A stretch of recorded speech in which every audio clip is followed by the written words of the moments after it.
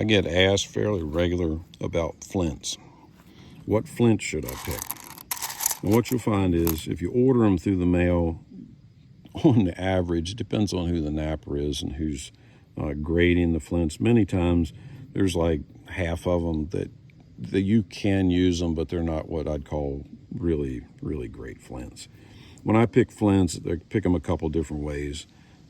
The thinner the edge and the sharper the bevel is on it tends to make more spark. It may not last as long. Like there's a flint that's really, really sharp. That one's not going to last long, but it's going to throw a lot of sparks. And it's going to be easier to nap, or it'll nap itself. So flints normally come in English flints, which are these blue-black ones. The French ones tend to be more butter-colored. This is an original from probably 18th century. And then you can also, there's got these cut flints. I stay away from these things. These solid agate flints, they're really hard. They're hard to nap as far as taken care of. This is a piece of flint from out west I picked up years ago, and this is one from our home place here in Virginia. Both of which I've pulled sparks. This one I've started fires with for years and keep it in my stuff just because it's from home. Flints come in different shapes. Obviously, they're like pieces of gravel, but it depends on the napper. Some people like these pyramid-shaped ones. The philosophy on sometimes is that you get two edges to work off of. What I find is by the time you nap this one back and shoot it, this edge pretty much is super short and it's way, way back here in your top jaw and makes more issues than it's worth. You can put a stick behind it and push it away from the bolt when you tighten it down and get a little more life if that's what you want. I tend to like the ones that are flat on top. They're pretty simple. If you get one that's too long for your gun, you can always take a pair of pliers here in the back and just nip.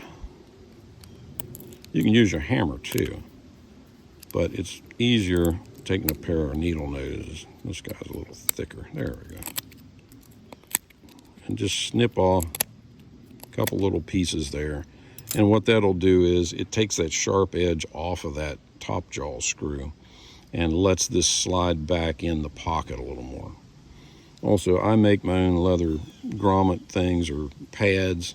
You can see what happens here. It's just right around there. It allows that screw to come back and make sure you got this as much padding as you can. Because if you put the piece of leather on the backside and push this whole thing forward, all of a sudden you're going to find that your flint's going to have to be really short for some locks because every lock's different. You may have a siler, but it may be one that was put together by a different manufacturer, may have a different type of hammer. Also, lead is another option for these pads. Sometimes I've used lead on some ugly flints that I just wanted to use because they had a poor shape. If they have a pyramid in the top center or they're not even, I tend to stay away from them. It doesn't mean you can't use them, it just makes them a little more difficult. This is a siler lock, which is pretty common. They've been used more than 50 years on custom rifles for a long time. We're just using it to kind of use as an example because it's more common. The way you pick your flints, this is for a musket. You can see how wide it is. It's way too wide for the gun. These little guys, this thing's not going to give you a full scrape across the whole frizzen. You'll find most of them a 3/4 inch flint is perfect. See, it's going to come down and give you a nice sharp rake off. Now, as far as how do you want to put it into the gun, that's optional. You can turn them down with the bevel down, if you like. I tend to find I think they last a little bit longer with the bevel down. Difference is it tends to hit a little lower on the frizzen. It may be a tiny bit quicker sometimes because it's only grabbing the steel from the bottom end. It's not catching up high. The other option is to bevel up. You stick him into there, and now it's going to hit real high on the frizzen. And is that a good thing? Sometimes. It depends on geometry of your lock. Your frizzen spring, if the harder your frizzen spring is, the better chance you're going to get a full rake as it comes down. But the thing is, if this is too long, you see the gap in here. So you don't want to put a flint in your gun that you have to nap the edge right out of the gate. That defeats the purpose. You're trying to get life out of the flint, even though they may not be crazy expensive, but just you want to get the most out of them. So you can't have one that's too long that holds this up because your prime's going to all fall out as you shoot the gun.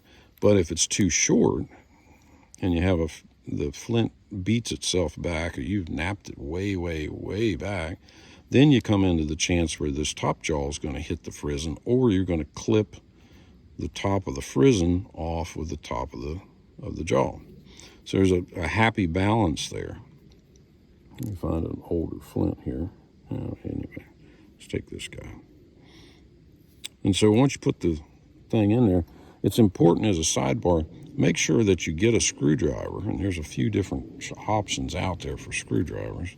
Sometimes they'll have a brass hammerhead on them, which are nice because it doesn't make sparks on the gun itself. You can tap this, or you can use the little spike end. This is an original turn screw, as they would call it. This one's an original that's got an antler handle, just a simple thing. And this one's just a little hand-forged guy that's fairly modern. But if you get a screwdriver, make sure it fits your screws. If it doesn't, grind the daggone thing down so it fits in there. It takes all that space out of that slot. That way you're getting as much leverage and you're not rolling the top edge of your bolt off. That's disastrous. And if you're going on a trip someplace, you need to make sure you have a screwdriver that's small enough to get in here and take all these screws out of your gun in case you have to maintain it. Nothing worse than being 12 miles from a trailhead out west and you don't have the tools that you need to be able to take care of and fix any problem that you have. When you get ready to nap, say this gets beat back, you just tap it. You can just tap it in a slight angle and you'll get better at it. And you're only wanting to dress it just the tiniest bit. If the gun's loaded, you can take that out and try it off the gun, or you can do it in the gun. But if you do, put something heavy across here so you don't make any sparks or any chance of igniting your prime, that it ends up firing the gun off while you're sitting there holding it. That's bad. That's very bad business. So go ahead and put something across here. Also, don't pound the stink out of it. Keep in mind, this is steel parts that you got coming through here that you don't want to bend or beat the crap out of if you miss. I got one buddy, he uses the back of his knife. He's very proficient at it. He pulls his knife and he goes tap, tap, tap, tap, tap. And it doesn't take much. If you get the right angle, if you're not in the right angle, then you'll have to just try something different. But you can just tap the edges and knock the edge off of it, and it'll take little spalls and put your edge back on. So also, kicker is, when you make these, make two. Make one that you either keep in the patch box of your gun or you keep it in your bag someplace, because every now and then this whole package will fall out of the gun and all of a sudden you don't have it. Now what do? Where if you just have one more that you already cut out of a piece of leather, go ahead and take that one and stick it someplace. I carry one inside of my patch box with an extra flint, and I have a little baby screwdriver I made that'll actually take these out and it'll take and work the top jaw screw. So I hope that helps a little bit as far as your maintaining the gun and the flint itself. I would test your lock at home. It's easier testing to see how your lock reacts to the way that you're installing the flint and the length of it. But when you test it at home, do it in the dark, because then you can see all the sparks. If you're getting sparks that are coming off of here, when that frizzen goes forward, a lot of times in slow motion, it goes plop, plop, plop, plop, and falls out. In some cases, when the frizzen spring's really weak on whoever manufactured your lock, this thing will actually flip back on top of the flint. And if that happens, it ends up napping the flint every time you shoot it. It'll end up taking a nip off of your flint, and they don't last near as long. Now, you may not care if the gun's going off, but if it's not, it'll tell you why. So you have to pay attention to those things and see what your gun likes. You'll want to know what the length is, how far. I always like a little bit of air space in here. When this whole package comes forward, like so, you want to see that it's getting a nip off of all the way to the bottom.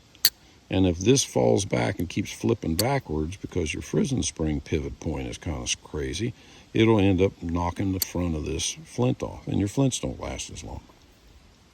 So hope this helps.